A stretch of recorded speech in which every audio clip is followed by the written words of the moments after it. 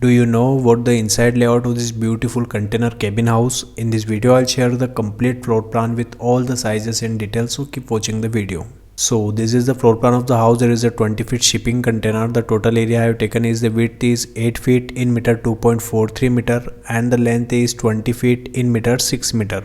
In the front we have sliding door here. After that we will go inside. So we have living plus kitchen cum dining area. You can see here the sofa arrangement, TV unit on the front wall, and after that we will go inside. So on the left side we have kitchen cabinet with burner, sink and refrigerator arrangement, and on the right side we have dining counter with 2 chairs and washing machine arrangement and 2 large size window for ventilation and light purpose of this area. If we go inside, so we have common use washroom plus water closet here. You can see here the wash basin, water closet and the shower area, and we have a ventilator for ventilation of this washroom. So this is the floor plan of the house you are watching on the screen. If you want your free house design, so comment below. If you like the video, keep watching the video. Stay tuned with my YouTube channel. Thanks for watching this video. Thanks.